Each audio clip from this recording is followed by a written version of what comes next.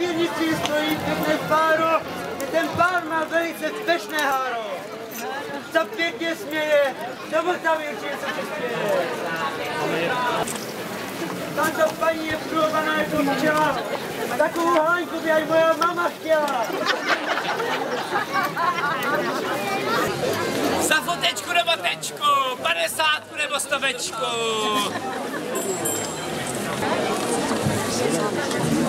Přiletěla z Londýna zpráva, že tato je naša největší dáma.